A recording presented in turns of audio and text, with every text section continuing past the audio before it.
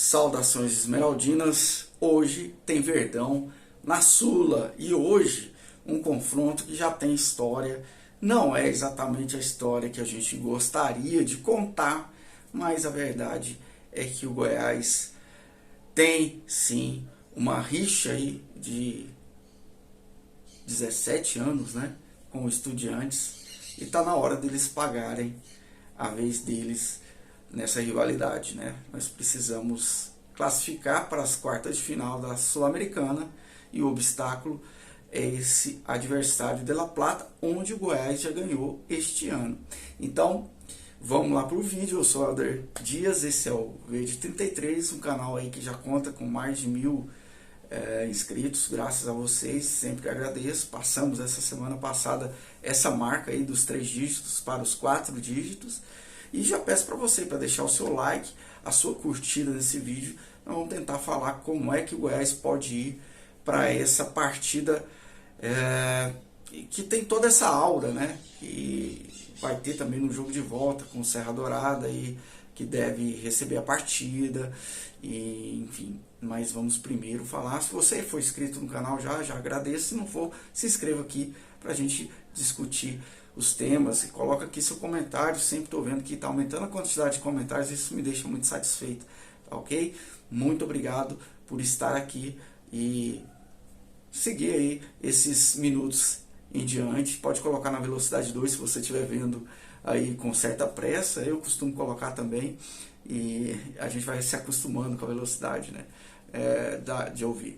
Mas enfim, o Goiás chega para essa partida depois de o Estudiantes ter enfrentado um jogo aí também muito com cara de Libertadores, né? O Barcelona de Guayaquil, e ter conseguido uma vitória assim, acachapante, né? Foi 2 placares que não deixaram dúvida, né? Porque ganhou fora de casa e depois meteu uma goleada em casa no segundo jogo contra o adversário que tem nome também, né? Então, só que o futebol do Barcelona no Equador não é o mesmo futebol que a gente pratica no Brasil, apesar de ter um diferencial hoje no Equador que para mim se chama Independiente del Valle, que para mim é um dos grandes times hoje do continente, mas para mim eles estão um patamar acima do futebol equatoriano, que aliás o futebol equatoriano também está aí nos melhores da América do Sul ultimamente, está disputando Copa, tem grandes jogadores, mas em termos de futebol hoje, a gente vê pela quantidade de títulos recentes na Libertadores, é o futebol brasileiro que se destaca. E essa é uma questão. O Estudiantes, ele vai pegar um time brasileiro, um time que disputa um campeonato que é duríssimo, que é o campeonato, a Série A, aqui, né? E o Goiás está em processo de recuperação.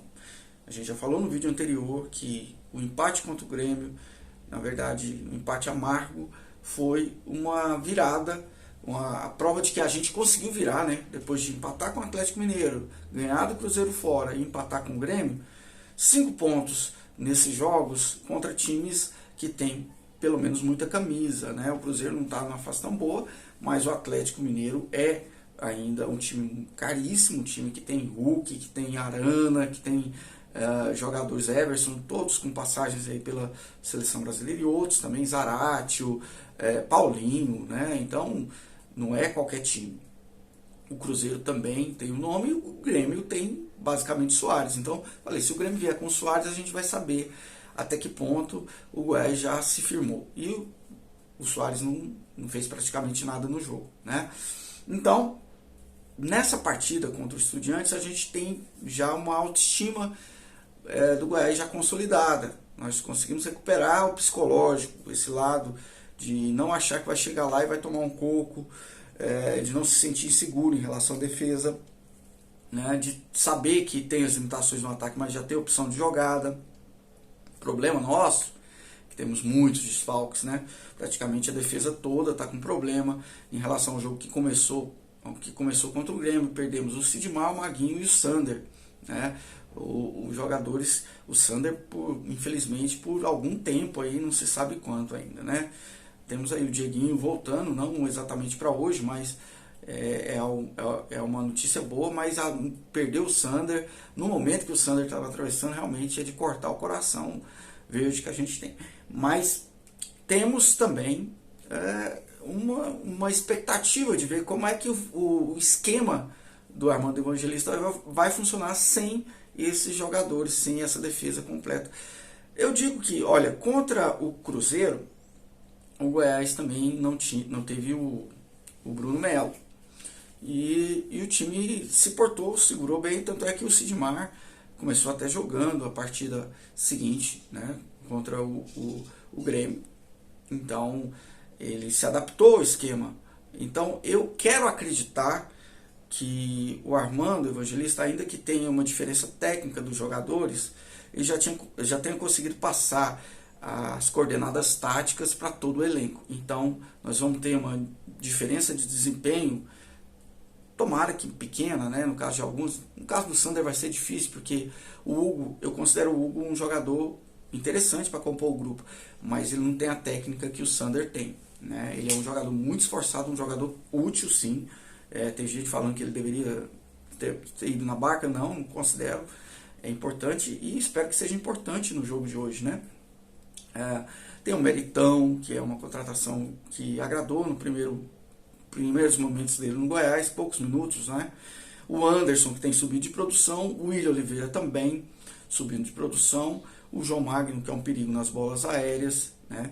E aí eu creio que vão ter Oyama, vão ter alguns jogadores. Acredito também que vão pôr, além de tudo, o Goiás já joga sábado, então vai ter que poupar alguns jogadores aí também por conta da sequência. Tem aquela questão do secar, que é aquele hormôniozinho, né, aquela enzima que vê se o jogador está a ponto de lesionar ou não, que pode levar alguém a ficar de fora também.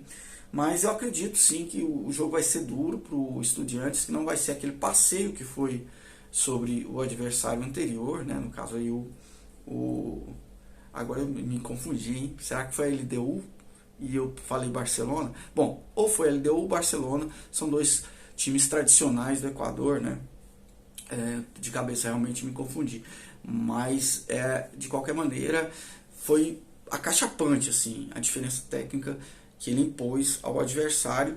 E eles vêm numa fase boa no campeonato argentino, né? Então o campeonato está terminando agora, né? E tem sim estão nesse final de temporada lá. O Goiás está no meio de temporada e talvez pelo momento de transição do Goiás, por eles estarem num momento assim de subida, isso complica um pouco. Mas eu acho que o Goiás consegue anular isso se tiver a disciplina tática e se isso for efetivo no jogo de hoje. O Goiás levou apenas um gol em 3 jogos, o gol no último minuto contra o Grêmio, um gol de cabeça de um jogador que tinha entrado, tinha pouco tempo, ele tinha entrado na verdade no lugar do Zinho, né? O André entrou no lugar do Zinho, que tinha substituído outro jogador, ele entrou no lugar de um reserva e foi lá e fez o gol de cabeça. Muito parecido com o Goiás. Enfim, foi uma fatalidade, pode dizer que foi erro da zaga e tal, mas mérito também do jogador que achou um belo, foi um chute de cabeça, né? Mas foi só um gol em 3 jogos. Para quem tomou no jogo anterior do Brasileiro, que tinha sido contra o Santos, tomou 4 num jogo só de um time que não tinha efetividade nenhuma ofensiva. O Goiás conseguiu recuperar o Marcos Leonardo e o ataque do Santos.